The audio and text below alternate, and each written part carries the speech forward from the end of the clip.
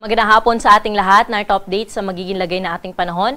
Patuloy pa rin umiiral ang southwest monsoon o habagat sa buong bahagi ng Luzon, na kung saan ngayong gabi inaasahan natin na magdudulot pa rin ito ng bugso-bugsong mga pag-ulan sa bahagi po ng Ilocos Region, Zambales, Bataan, pati na rin sa Batanes at Babuyan Islands. Kaya doble ingat po sa ating mga kababayan dyan dahil yung bugso ng pag-ulan na dala ng habagat ay posibleng malalakas at posible po ito magdulot ng mga pagbaha at mga pagguho ng lupa. Dito na sa Metro Manila, pati na rin sa Calabarzon, Mindoro Provinces, Palawan, nalalabing bahagi ng Central Luzon, pati na rin sa Cordillera and Sib Region, ay generally magiging makulimlim pa rin po yung ating panahon o maulap pa rin yung ating panahon ngayong gabi at may mataas pa rin na tsansa ng mga pag-ulan, dala nga ito ng habagat. Pero ang nalalabing bahagi po ng Luzon, mga isolated rain showers lamang ang inaasahan natin ngayong hapon hanggang sa mamayang gabi. Sa bahagi naman po ng Visayas at Mindanao, ngayong hapon hanggang mamayang gabi ay may mga inaasahan po tayo dyan, mga isolated rain showers. Dala po ito ng localized thunderstorm. Kaya po pwede nating i-monitor yung ating mga Pag-asa Regional Services Divisions dahil nag-i-issue po sila ng mga thunderstorm advisories na pinopost po nila ito sa ating social media accounts pati na rin sa ating website. At ingat din po sa ating mga kababayan, no, lalo na sa pauwi po ngayong hapon dahil nga posible rin na malakas yung buhos ng pag-ulan dala ng mga localized thunderstorm. Bukod sa habagat, wala nang po tayo minomonitor na anumang low pressure areas o bagyo na posibleng makaapekto sa ating bansa. Kaugnay nga nitong southwest monsoon o habagat ay naglabas po tayo ng weather advisory na kung saan inaasahan natin na posibleng umabot sa 50 hanggang 100 millimeters of rain ang mararanasan sa bahagi ng Ilocos Norte, Abra, Ilocos Sur, pati na rin sa may La Union, Pangasinan, Zambales, Bataan, pati na rin po sa extreme northern Luzon sa may Batanes at Babuyan Islands.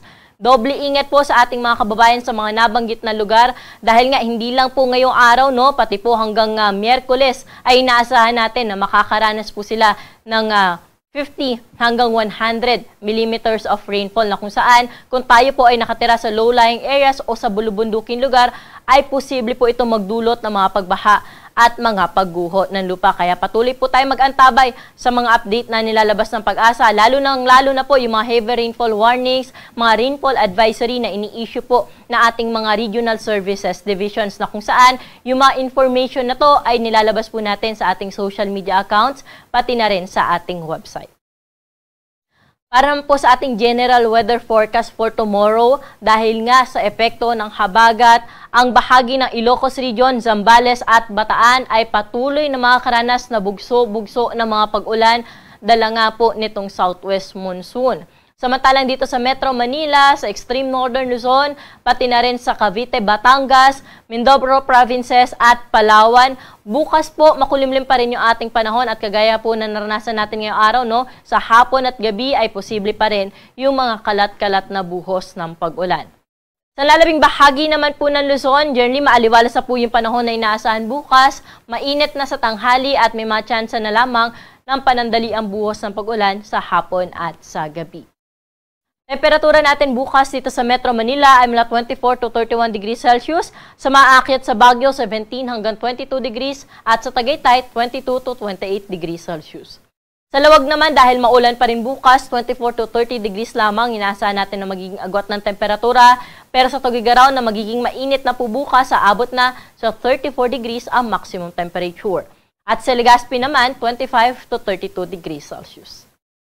Sa may bahagi naman ng Puerto Princesa at Kalayaan Islands, nasa around 25 hanggang 31 degrees ang agwat ng temperatura.